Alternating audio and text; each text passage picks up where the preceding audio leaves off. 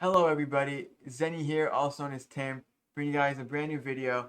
Today we're going to be reacting to the trailer for Quiet on Set, The Dark Side of Kids TV. It's by Investigate Discovery, I think it's called. Also, I want to say I'm sorry if the mic sounds a little weird. The mic that I normally use, the cable's broken on it, I need to get a new one, so we're using my camera audio. So, let's get right into it. In the early 90s, Nickelodeon was kid everything. And you better hope that your house had cable. Wasn't there to educate you. We were there to have fun, to get slimed, to be entertained. And this is when Dan Schneider arrives. Nickelodeon. Don't even get me started on Dan Schneider, guys. I've seen so many videos where he's making people feel uncomfortable on set. Like, he is a file. He's a pedophile. Straight up. Convict him. Ian's golden boy. He created these shows that were hugely successful for them. No one had ever really done sketch comedy starring kids for kids. He launched the careers. So he made like an SNL, but for kids. That was all kids doing it. But it wasn't live. It was like a TV show. It was all that. Of child actors who became major stars. For 20 years, he shaped children's entertainment and culture. Like, I hope at one time in this trailer, sorry for pausing so much, they showed Dan Schneider's like obsession with feet. He had a foot fetish. Thank you for being here. But that marked one of the darkest chapters. Darkest chapters. Working for Dan was like being in an abusive relationship. Dan's treatment of people on his shows was an open secret. So my lawyer filed complaints, gender discrimination, hostile work environment. Denied equal pay. It was so devastating. That's How fucked. safe can any kids be in that environment? There would be even bigger problems down the line with actual pedophiles on set. These are three predators who worked at Nickelodeon, all in a short amount of time. Wait, guys, we're ready for you. It was a toxic environment. It made me trust people less. We were there for so many hours. You get comfortable What? with people until you're not. So, that dude that they showed that wasn't really blurred out, his name's Brian Peck. No relation to Josh Peck, for an example. Just saying that.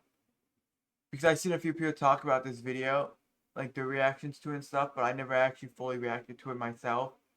And Brian Peck did get convicted, did go to prison for what he was caught for. I don't know exactly. I think it was abuse, sexual abuse. He got caught for it. But then after he left Nickelodeon, got arrested, convicted, a few years later, he went on to Disney Channel with more children. What the fuck is wrong with TV shows and shit? Allowing a dude who's a convicted sex offender go on to another network with more children. He worked on Sweet Life of Zack and Cody.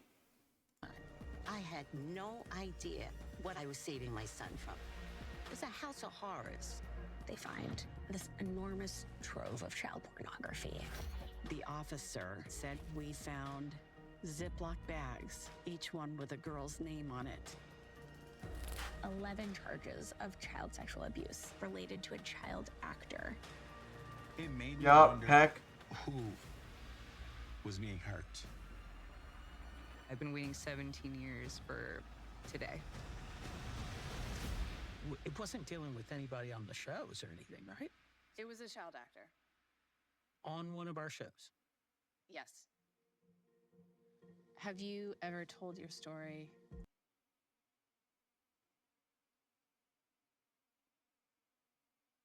I'm kind of like the fact that that's like a looks like that's like a producer or someone on set that like doesn't know, and it's been 17 years. It was 2005. I think Drake Bell was 15. 2006. Publicly on the floor. So in this trailer, it cuts But I want to pull up a second one. Okay, so this is the second one. It's called Former Nickelodeon star Drake Bell shares his story for the first time, quiet on set. To hear that That's Brian was Peck. a sexual predator, it made me wonder immediately about who was being hurt. Who it is, when it happened, where it happened, I have no idea. It wasn't dealing with anybody on the shows or anything, right? It was a child actor. On one of our shows. Yes. The fact that he doesn't know is kind of messed up. And it just ends with Drake, like, not able to talk.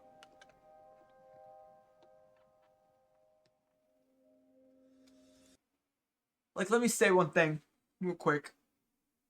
Like, I know you guys probably hear my voice, my tone changing. I am a little tearing up because when I was a kid, everyone wanted to be on Nickelodeon, be on Disney Channel, be on a Cartoon Network show when they had a few of the live action shows. But the fact that this stuff goes around, like, I've also read something about Dan Schneider that a lot of the stuff that he did that was uncalled for, like, was like you have like you invite like people over to his house, like the actors on a show, in his hot tub. Like there are videos online where they're literally sitting in his hot tub with him, like on the other side.